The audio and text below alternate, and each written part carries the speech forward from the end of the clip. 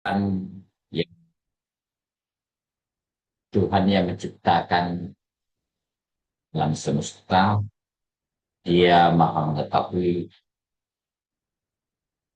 maha bijak, maha kaya dan sebagainya. Oh, sebagai contoh, jadi sebagai contoh bahwa ini firman Allah Subhanahu wa taala, ini adalah mm, sang pencipta yang berbicara kepada hambanya atau kepada makhluknya, ya kan? Tentu saja ini levelnya kan jauh ya. Levelnya sama dengan contohnya kalau seorang profesor ingin berbicara kepada anak kecil, ya, anak kecil yang 5 tahun, 6 tahun, eh, tentu profesor itu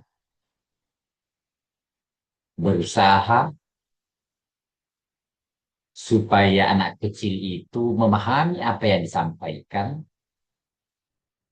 maka tentu dia memakai peristilahan yang diketahui oleh level anak itu, ya kan? Tidak mungkin baru anak SD kita sudah mengajarkan ilmu mantik, ya, itu jauh, ya. Allah Subhanahu wa taala Allah Subhanahu wa taala itu firman Allah, ya. Bagaimana makhluknya memahami? Bagaimana makhluknya memahami firman Allah itu? Maka Allah akan memberikan perkataan yang mengan, sekiranya bisa dipahami sesuai dengan levelnya, ya. Ah, makanya ketika kita anak kecil umpamanya mau disuruh rajin belajar, ya, makanya tidak mungkin kita menasihati kata-kata filosofis, ya. Siapa yang menanam hari ini, dia akan memetik hari esok.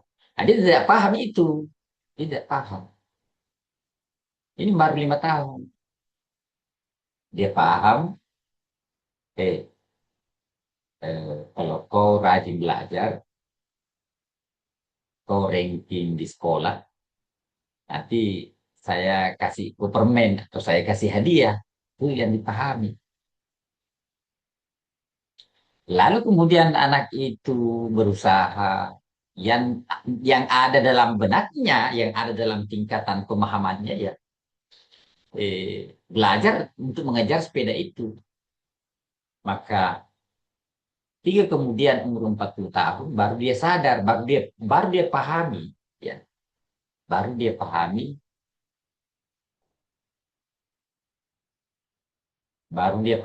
perkataannya. Oh, ternyata tidak ada nilainya hadiahnya itu sepeda itu.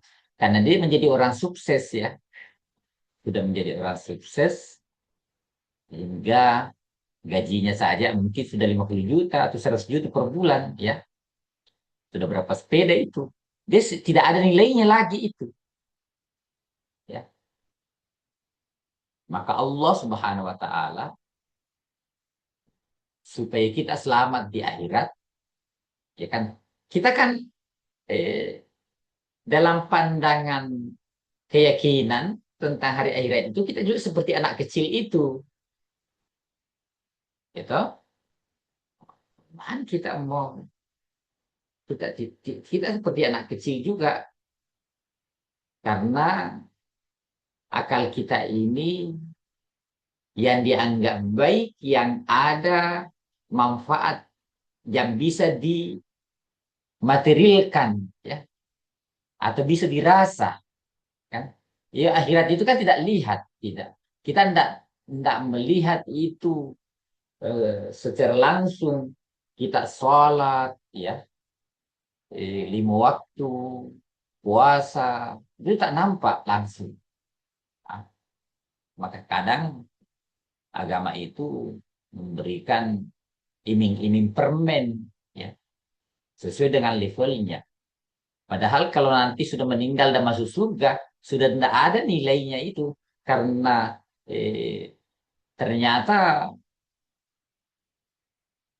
yang disampaikan itu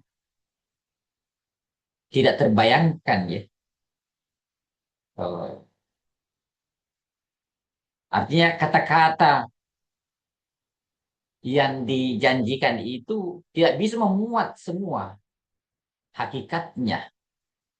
Seperti umpamanya, uiddat lil muttaqina mala ainin ra'at wala usun sami'at wala khatar ala qalbi bashar. Akan disediakan nikmat yang sangat besar bagi orang-orang yang bertakwa, kenikmatan yang tidak pernah dilihat oleh satu mata pun, tidak pernah didengar oleh satu telinga pun sakit nikmat itu. Bahkan tidak pernah ada satu benak pun yang bisa menghayalkannya saking nikmat, ya. Taruhlah umpamanya di dalam Al-Quran, Allah berfirman subhanahu wa ta'ala, Allah subhanahu wa ta'ala berfirman, wasari'u ila magfiratin min rabbikum wa jannatin arduhas samawati wal ard uiddat lil muttaqin. Bersegeralah untuk mendapatkan pengampunan Allah dan menggapai surganya, yang luasnya surga itu seluas dengan 7 langit dan 7 lapis tanah itu. Samawati, ya, jamak kan. Bayangkan itu luasnya. Menghayalkan saja di dunia ini punya punya tanah 10 hektar sudah banyak sekali itu. Rumah luasnya 1 hektar, ya. Kalau nanti surga itu luasnya seperti luasnya 7 langit, ah, dan 7 bukit, bagaimana kita bisa, kita bertanya lagi toh, kalau begitu nikmatnya tidak jadi nikmat nanti itu karena kita tersiksa keliling, boy. Bagaimana kita keliling nanti capek itu? Ya kan kita 7 langit 7 bumi kan.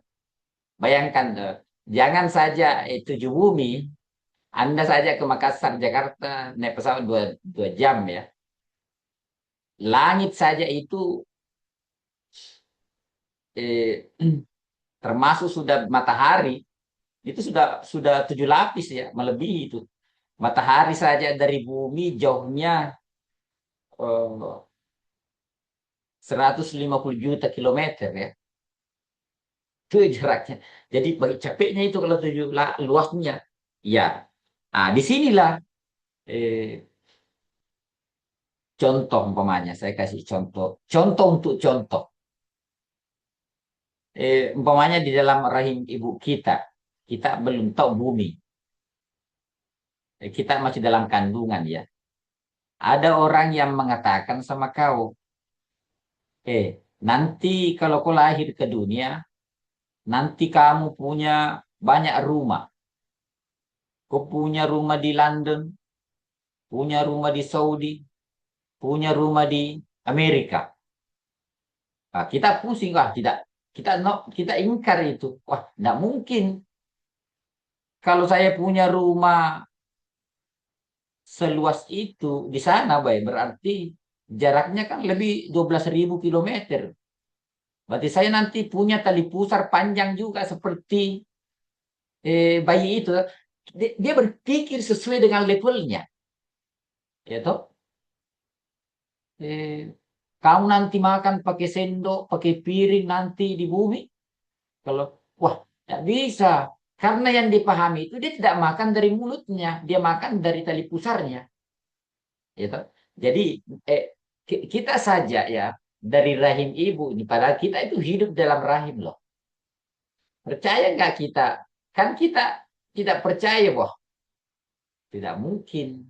Karena kita berpikir demikian juga bagi penduduk dunia, banyak hal-hal yang gaibiat tentang kehidupan surga dan neraka begini begitu, ada api, ada susu. Mungkin tidak masuk akal. Itu sebenarnya hanya juga perumpamaan-perumpamaan. Jadi inilah judul kita pada hari ini, Dilalatul Alfadil Mukhtassati bi Ghaibil Malakut. Ya. Jadi tidak boleh kita mengkiaskan lafaz yang dipakai untuk kegaib untuk untuk standar akal kita, ya. Karena undang-undang yang berlaku dalam rahim ibu kita bukan lagi undang-undang yang berlaku di dalam dunia. Ya, ini saja dua perbandingan yang sudah kita alami. Ya, menjadi kiaskan bagaimana perbandingannya nanti antara dunia dan akhirat. Ya, jadi undang-undangnya masing-masing ada undang-undangnya. Di sini saya mau kita coba mendalami sekelumit tentang pendapat Abu Hasan Al-Harrali. Abu Hasan Al-Harrali adalah seorang sufi, tetapi dia tidak mentakwil batinnya Al-Quran seperti halnya yang banyak dilakukan eh, seperti Ibnu Arabi As-Sufi yang mentakwilkan Al-Quran yang sama sekali jauh dari makna lafaznya. Jadi Abu Hasan Al-Harrali ini dia meninggal pada tahun 634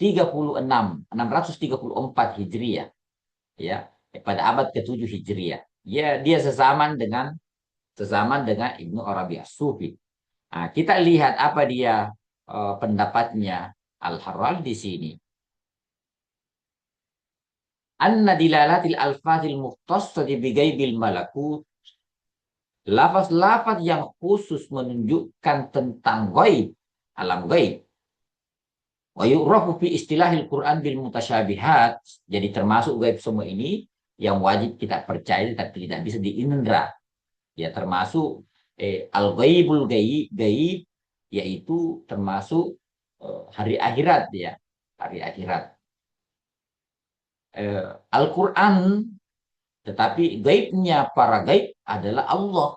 Nah, itu dalam Al-Quran salah satu karakter pertama, sifat pertama orang orang bertakwa itu adalah sebagaimana firman Allah Subhanahu wa taala dalam Al-Quran, hudal lil muttaqin, petunjuk. Al-Quran itu petunjuk bagi orang-orang yang bertakwa. Siapa yang bertakwa itu? Alladzina yu'minuna bil ghaibi, yaitu yang percaya kepada yang gaib.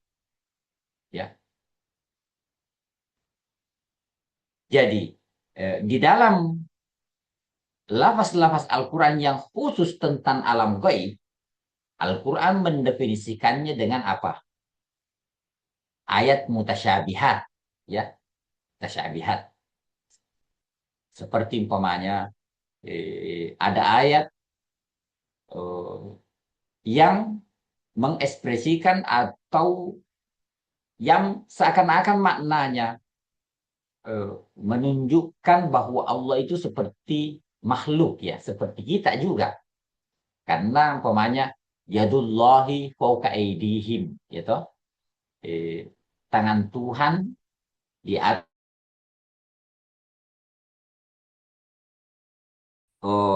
salah satu anggota tubuh itu yang dipahami. Ini disebut dengan al-mutasyabihat, atau ulama tafsir menyebutkan atau mutakallimin mengatakan menyebutkannya sebagai ayatus sifat, ya. Bukan saja di seperti umpamanya banyak, ya, ada berapa banyak sekali Ar-Rahmanu al-arsyistawa, ya. Allah itu bersemayam di atas, eh, Allah itu bersemayam di atas arasy, ya. Istawa alal arsy. Di dalam hadis juga banyak ya yang serupa, seperti innallaha yanzilu, Tuhan itu turun di bumi, ya, turun di langit bumi pada sepertiga malam terakhir, ya, turun, ya. Semuanya ini menunjukkan apa, kayak penyerupaan penyerupaan Tuhan dengan makhluk, karena kalau turun berarti dia berpindah. Kalau berpindah berarti Allah itu bertempat. Nah, ini, mengimani seperti itu hanya makhluk yang bertempat, karena kalau Allah bertempat berarti Allah butuh, gitu. Kalau Allah butuh berarti bukan Tuhan, gitu. Nah, semuanya ini menunjukkan apa? Menunjukkan keserupaan. Disebut dengan ayat mutasyabihat. Allati la na'rifu ma'aniha. Yang kita tidak pahami maknanya, liqauniha mubhamah. Karena itu eh, tersembunyi, ya. Wa yaqulu an al-Harrali. Jadi al-Harrali punya pendapat berbeda, ya, dibanding banyak ulama-ulama tafsir tentang ini. Sebenarnya kalau kita mau memahami ini, kita pahami dulu dasar pemikiran metode Al-Harrali. Ada, tapi ini sekedar untuk mengisi waktu saja, ya. Eh, Al-Harrali mengatakan begini, sebagaimana yang tercantum, akhbar al-haqqu subhanahu wa ta'ala fihinna an nafsihi. Allah memberitakan dirinya tentang dirinya melalui ayat-ayat mutasyabihat itu, atau ayatus sifat itu. Watanaz Watanazulati tajalliyatihi, dan jelmaan keagungannya, bentuk-bentuk eh, perhatiannya kepada makhluknya, wa taufiqihi, dan taufiknya, ya. Ada juga itu seperti yas'aluhu man fis samawati wal ard. Kepada Allah lah segala sesuatu memohon, ya. Eh, kepada Allah lah saja segala sesuatu di langit dan di bumi itu memohon, ya, atau butuh.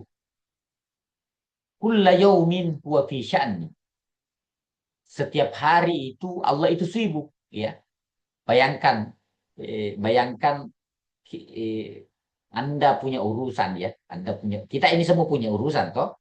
Bayangkan, bukan saja manusia yang urusan Allah itu subhanahu wa ta'ala, tetapi pergerakan seekor semut itu sudah masuk dalam ketentuan, sudah ada administrasinya, sudah ada birokrasinya semua. Nah, pertemuannya semut dengan semut, coba bayangkan berapa makhluk itu, sibuknya itu, ya. Kalau kita paling sibuk ini sudah pening, kan, sibuk saja menyesuaikan waktu kita dengan muhadarah kita itu sudah pening kadang, kan. Itu baru satu, bayangkan Allah Subhanahu wa taala. Ini juga artinya kalau kita mengatakan Allah itu,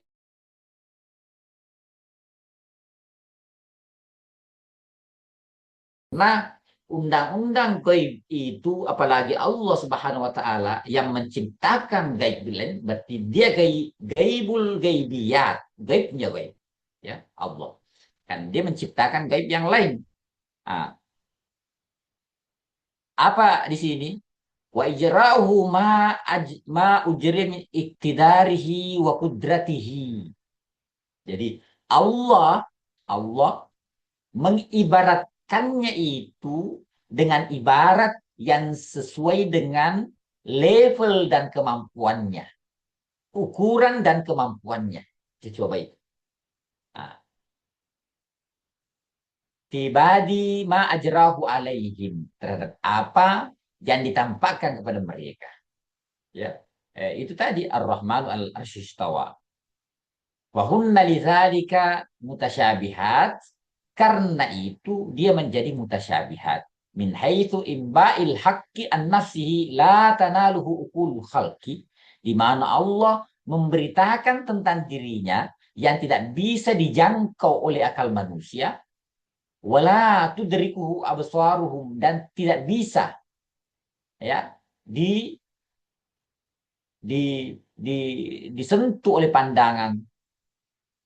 Wa tu'arrifu lahum bimithli min anfusihim, dan Allah memperkenalkannya kepada mereka dengan perumpamaan yang ada pada dirinya, pada diri kita, gitu. Jadi apa yang perlu dipahami ini, bahwa eh, lafaz itu yang berkaitan dengan ghaibiyat, lafaznya saja sama, tapi hakikatnya berbeda, gitu. Sama dengan umpamanya bayi dalam janin atau janin dalam kandungan ibunya dia makan, gitu. Jadi lafaznya sama, tetapi hakikatnya berbeda. Makannya janin dalam rahim beda dengan makannya, hakikat makannya orang yang di bumi. Nah, karena itu juga makannya orang bumi beda pasti juga dengan makannya orang yang nanti di dalam alam barzah, ya, karena beda alam, ya.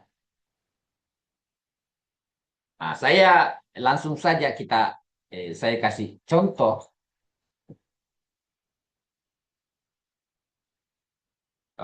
berdasarkan dengan firman Allah Subhanahu wa taala.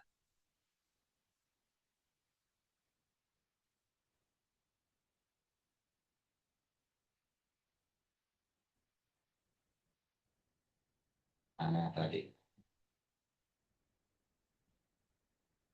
ya,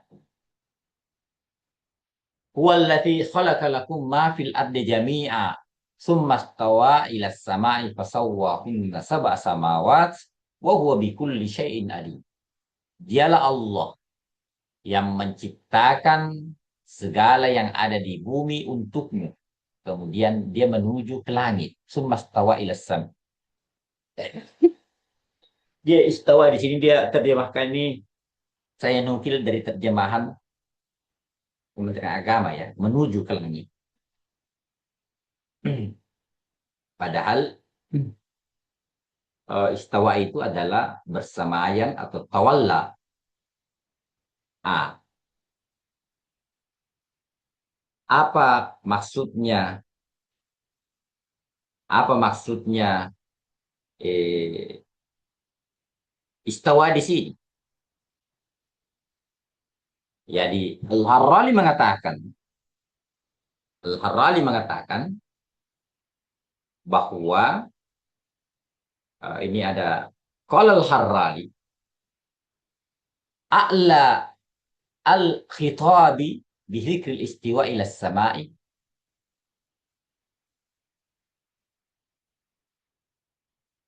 Teks ini yang dia memakai dengan apa? Dengan lafaz istiwa. Allazi huwa mawdi'ut takhawufi lahum. Adalah karena istiwa itu adalah untuk menunjukkan tempat yang ditakuti bagi orang-orang, bagi manusia. Linusulil mukhawifati minhu alaihim. Karena turunnya dari hal-hal yang paling dikhawatirkan, turunnya hujan, turunnya petir, ya. Hazal mahal alladzi takhafuna minhu wa istawa ilaihi. Inilah tempat yang kalian takuti dan dia istawa di dalamnya. Kalau kalau mauqif ulama salaf tentang ini kan itu jelas, al-imanu bihi wajibatun, al-imanu bihi wajibun. Kalau ada ayat-ayat begini, itu mauqifus salaf. Al-imanu bihi wajibun wal wasu'alu anhu bid'ah wal kaifiyatu majhul. Ya toh? Artinya tidak ada itu penafsiran sahabat-sahabat tentang ayat-ayat mutasyabihat. Itu artinya apa? Artinya dia sudah paham, dia sudah tahu. Ya toh? Ah, Wa majra lafzil istiwa fi rutbati wal makanati. Maksud daripada lafaz istiwa di sini adalah ar-rutbah, derajat dan kedudukan. Ahakku bima'nahu min mauqi'ihi fil makani wasyahadah. Itu lebih berhak dimaknai begitu karena makna ini di milik siapa? Adalah gaib. Masa kita mau memaknai dengan makna bumi? Gitu? Adalah gaib. Lebih berhak dimaknai sebagai kedudukan dan derajat daripada memaknai sebagai tempat. Seakan-akan Allah naik ke atas, gitu, bersemayam. Nah, iya kan? Masa ya sama itu tadi. Ya. Masa makannya orang dalam rahim saya mau tafsirkan seperti makannya orang di bumi? Dengan demikian kalau itu tidak bisa maka masa kita mau memaknai istawa itu dengan makna asyhadah yang hanya di indera yang kita tahu, ya. Nah, jadi itu jadi ini yang dimaksud oleh kalau berbicara tentang gaibiyat yang berikan haknya itu gaibiyat. Ya, istawa adalah yang relevan dengan al-gaibiyat, yang gaib. Jangan kita istawa seperti kita mau menyerupakan seperti kita istiwa makhluk. Tidak cocok. Hah? Istawa jadi yang mustarak saja, yang berkongsi di sini lafaznya, tapi makna dan hakikatnya beda. Gitu. Seperti umumnya kalimat makan. Oh, anak bayi janin itu makan. Masa mau diserupakan makan dengan orang bumi yang pakai tangan dengan pakai sendok? Padahal dia kan makan dalam rahim itu kita makan pakai apa? Pakai sendok atau pakai tangan? Hah? Tidak, kita pakai tali pusar. Ah, jadi inilah yang dimaksud oleh Al-Harrali bahwa kalimat-kalimat gaib itu mesti dimaknai yang relevan dengan apa? Yang gaib juga.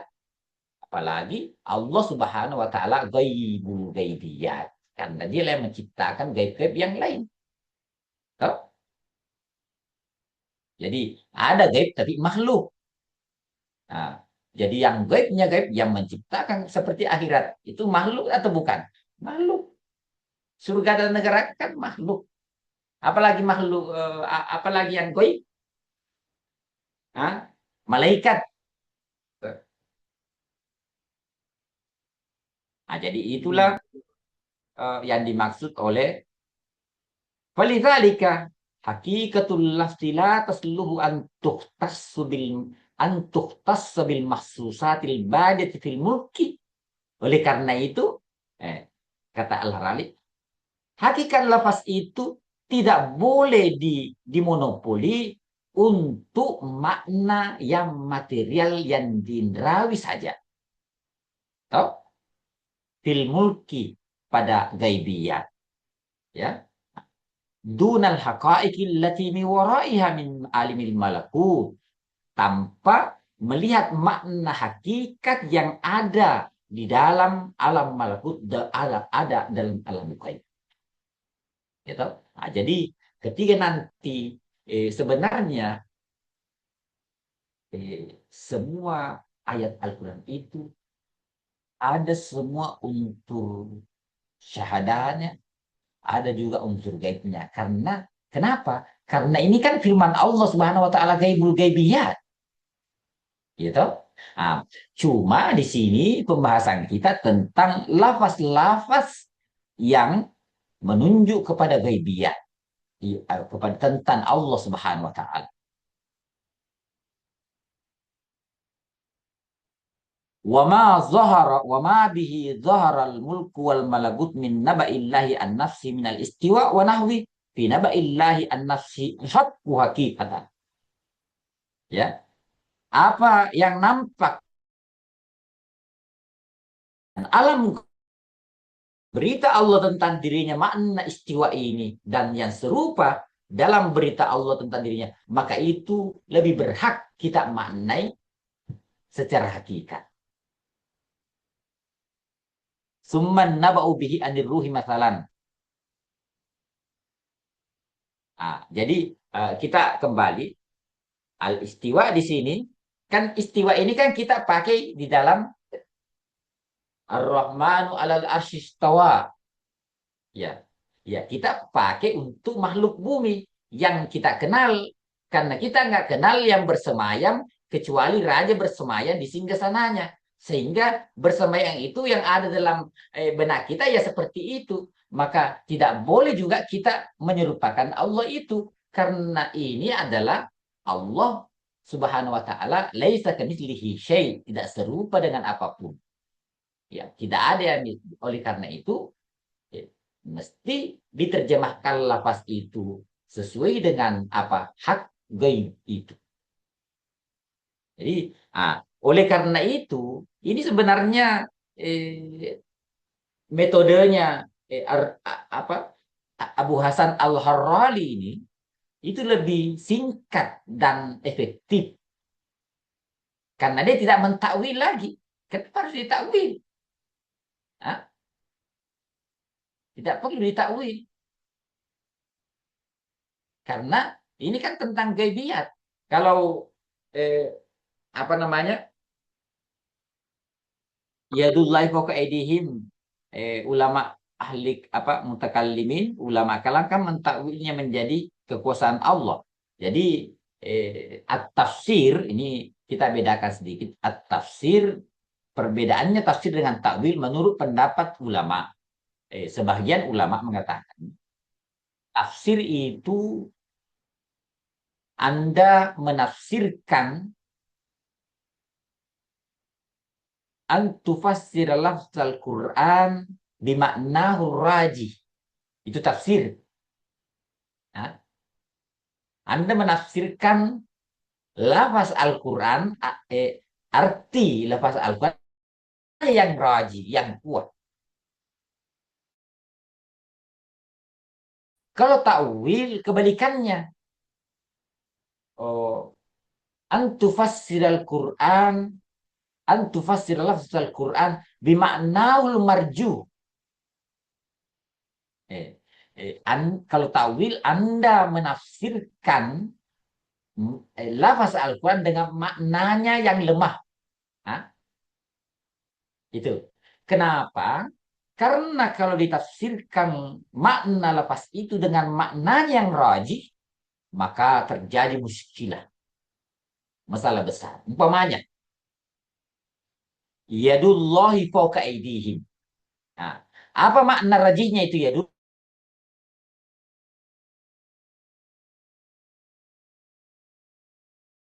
Tubuh manusia itu tangan. Ini adalah makna yang rajih. Jadi, apa yang dimaksud dengan makna yang rajih adalah al-makna alladhi yatabadaru ila timi inda itlaqihi, adalah makna yang muncul pertama yang dominan ketika disebut lafaz itu, maka itu disebut dengan makna zahir atau makna rajih. Kalau disebut tangan, apa yang muncul? Anggota ini kan, tidak ada yang lain. Padahal yadun itu kadang, tapi itu sangat sedikit. Disebut juga sebagai apa? Eh, Disebut juga sebagai kekuatan atau kekuasaan, ya.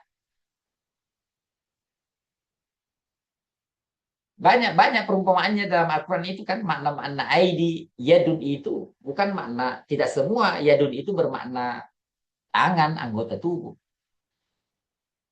Jadi menurut Abu Hasan Al-Harrali tidak perlu kita takwil, ya, tidak perlu kita takwil. Kenapa? Karena istawa di sini mesti relevan dengan al-ghaib. Nah, sama itu tadi. Masa umpamanya kalimat makan. Masa makan umpamanya bayi janin dalam rahim ibunya, maka kita semakan makannya dengan orang bumi, gitu. Beda. Maka masa kita mau samakan istawanya makhluk dengan istawanya al-Khaliq, gitu. Masa kita mau samakan istiwanya alam syahada dengan alamul ghaib, ya beda. Makanya itu tadi, wah kalau umpamanya kita masuk surga ini seperti dalam ayat tadi itu, luasnya nanti satu orang ini satu orang, ya setiap orang luasnya itu lebih luas daripada 7 lapis langit, 7 tingkat langit dengan 7 tingkat bumi. Luasnya itu capek itu keliling bumi saja ini kita keliling. Nah, jadi ini adalah satu kaidah yang sangat penting membantu kita di dalam menafsirkan Al-Quran.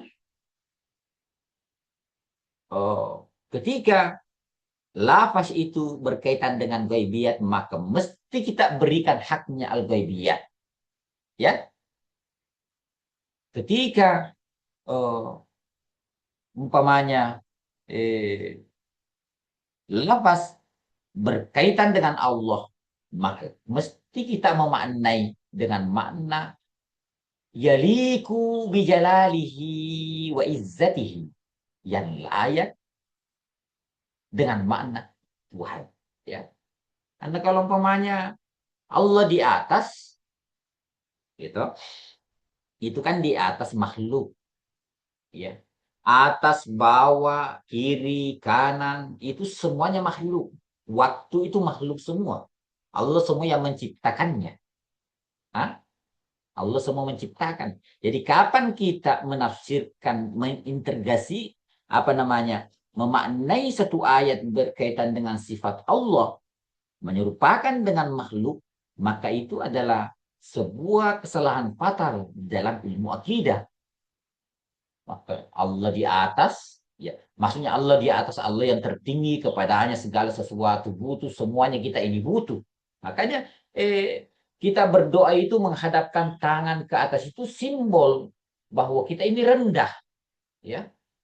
Yang memberikan itu, yang punya itu hanya Allah, ya. Kita hanya menerima apa yang diberikan, simbol. Nah, jadi mesti perhatikan dalalah yang relevan. Demikian juga halnya dengan ayat-ayat yang berkaitan dengan hari akhirat, ya. Seperti timbangan, wa nada'ul mawazinal qista liyaumil qiyamati. Kita akan, jangan langsung muncul pikiran, oh timbangannya sama dengan timbangan yang ada di pasar. Tidak bisa. Karena itu ini semuanya mustarak lafaznya, tapi hakikatnya berbeda. Gitu. Nah, sama dengan sekarang, ya. Kalau kita mau menafsirkan itu yang namanya ini kan berubah-berubah juga zaman. Berubah-berubah juga zaman. Dulu apa namanya? Orang itu sekarang ini bisa kita melihat semua yang ada di dunia melalui CCTV. Kalau dulu kan tidak ada, ya toh? Dulu kan tidak ada. Sekarang sudah terbuka banyak hal-hal kemajuan manusia dalam yang sangat canggih dalam teknologi. Makanya tidak boleh serampangan kita menafsirkan khususnya lapas-lapas yang berkaitan dengan gaibiyat, lalu kita serupakan, ya, serupakan dengan alam syahada. Jadi ada alam gaib, alam syahada. Alam syahada yang sekarang kita berada. Ya. Jangan kita serupakan innallaha ma'as sabirin. Kemaiannya kebersamaan Allah sama dengan kebersamaan kita dengan sahabat.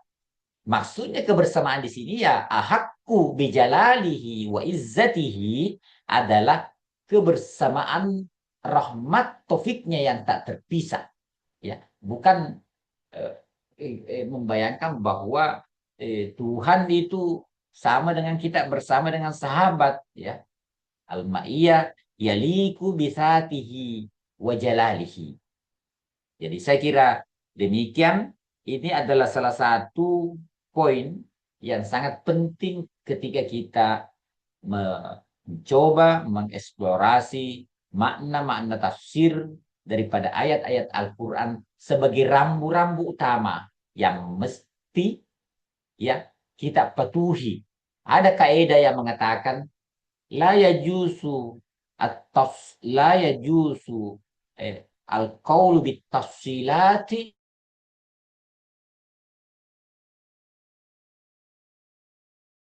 sunnah. Nah, tidak boleh kita mendetailkan yang gaib kecuali ada dalilnya dari Al-Quran dan hadis. Karena itu mesti berdasarkan wahyu. Karena la majala fi halil akli wal istihad. Tidak ada ruang akal dan apa istihad di situ. Ya, jadi tidak boleh kita mengatakan sesuatu yang gaibiyat, termasuk juga mengatakan orang ini penduduk neraka, kamu penduduk surga, tidak boleh, ya. Itu tidak boleh, itu gaibiyat semua itu. Hah? Tidak ada yang tahu kecuali Allah Subhanahu wa taala. Kalau tanda-tandanya ada, iya. Nah, insya Allah kau orang saleh, tanda-tanda penduduk surga, ya. Bilang insya Allah karena kalau memastikan ghaibiyat mesti ada dalilnya dari Al-Quran dan hadis. Ya, memastikan orang penduduk neraka tidak boleh kecuali yang sudah dipastikan wahyu. Ya, Fir'aun sudah dipastikan, ya, kita memastikannya. Nah, tidak boleh lagi ada istihad bahwa nanti Fir'aun akan masuk surga. Ya, tidak boleh kita mesti kita memastikan bahwa iblis sudah, karena berdasarkan wahyu. Tidak boleh kita mengatakan bahwa iblis nanti juga ikut masuk surga, karena tidak ada di dalam Al-Quran dan hadis begitu. Ya, kecuali kalau ada beristihad, tidak ada istihad di situ karena minal qat'iyat, yakni qat'iyat tersebut wa qat'iyat dalalah, ya. Jadi saya kira pertemuan kita sekarang ini, inilah jadi semua lafaz-lafaz yang dipakai tentang gaibiyat, baik berkaitan dengan Allah Subhanahu wa taala, demikian juga berkaitan dengan alam gaib atau hari akhirat, maka itu mustarak lafzan fakat, hanya berkongsi lafaznya, tetapi hakikatnya pasti berbeda, ya. Jadi jangan, makanya itu pentingnya memberikan pencerahan kepada jamaah, karena ini sangat berbahaya. Siapa tahu ada yang menyampaikan hadis-hadis palsu, hadis maudhu tentang alam gaib. Nanti katanya kalau kamu mati begini, ada kamu lihat, bahaya sekali ini. Karena kalau tidak ada dasarnya, itu menjadi memorinya orang ketika mau mati, itu yang diingat.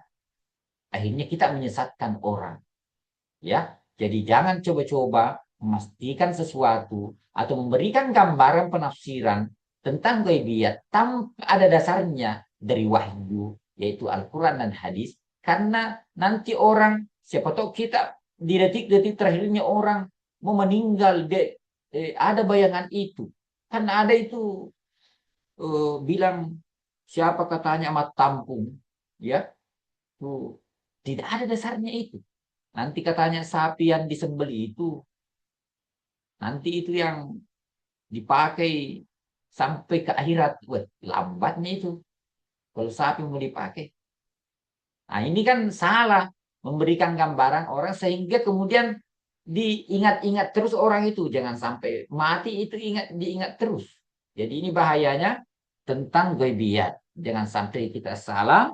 Eh, Kalau umpamanya ada menafsirkan, ada bertanya umpamanya, bagaimana nanti timbangannya? Bagaimana caranya nanti kita ditimbang? Hah? Ditimbang itu amal, gitu. Sedangkan amal itu kan ardun, sifat, tidak bukan material yang ditimbang kan? Hah? Bagaimana ditimbang itu? Nah, itulah pertanyaannya. Karena kita mau memonopoli tentang yang gaib kepada alam dunia kita. Sama dengan janin yang dalam rahim mau mengurus penduduk bumi. Bagaimana caranya jalan nanti? Jalannya beda dengan jalannya kalau di penduduk. Kan bayangkan sempitnya alam rahim, kita keluar kepada alam bumi yang sangat luas. Bagaimana dengan dari alam bumi ke alam akhirat? Tentu sangat luas lagi. Jadi jangan mengkiaskan kehidupan bumi dengan kehidupan akhirat untuk menjustik, untuk mencari kesimpulan, ya, karena itu berbeda. Nah, khususnya hati-hati. eh, Kalau ada yang bertanya bagaimana kita timbang, ya ini ditimbang. Pokoknya dengan timbangan itu diketahui mana yang berat, mana yang ringan, toh. Ah, ada itu kan dalam Al-Quran, hatta idza ahaduhum mautu qala rabbi irji'un la'alli a'malu salihan fima tarak kalla inna kalimatun wa wara'i suri apa itu? Eh, la'alli a'malu salihan qala innaha kalimatun wa qailu wa min wara'ihim barsahum ila yaumi yub'atsun. Ah, jadi Ah, timbangan itu yang pasti diketahui mana yang berat, mana yang ringan. Bagaimana nanti tidak tahu. Pokoknya lebih canggih lah dengan timbangan manusia dengan secanggih-canggih apapun. Siapa tahu kita bilang seperti timbangan di pasar. Nanti kalau berkembang timbangan, kan timbangan ada lagi timbangan elektrik sekarang, toh tidak perlu lagi ada manual begini. Berarti nanti, wah, kok orang menafsirkan itu penafsiran terbelakang itu. Nah, bisa saja nanti ada alat lagi yang lain disentir saja langsung sudah bisa diketahui. Oh, beratnya ini materi sekian, disentir saja. Eh, Bisa saja ada begitu, bahkan bisa saja ada lebih canggih. Ya, saya kira demikian. Jadi berikan haknya al-ghaibiyat, berikan haknya alam syahadat. Sehingga jangan menafsirkan dengan mengkiaskan kepada alam syahadat. Itulah saya kira pertemuan kita pada subuh ini. Demikian, mudah-mudahan berkah untuk kita semuanya. Wassalamualaikum warahmatullahi wabarakatuh. Waalaikumsalam warahmatullahi Allah wabarakatuh. wabarakatuh. Pengajian berikutnya kapan mau dimulai? Habis Lebaran ya. Iya, Bu. Hari Mungkin apa? Hari apa Lebaran? antara hari Jumat dengan hari Sabtu, Bu. Jumat, Sabtu. Berarti Rabu bisa ya. Pokoknya Rabu lah ya. Iya, Malam Bu. Rabu.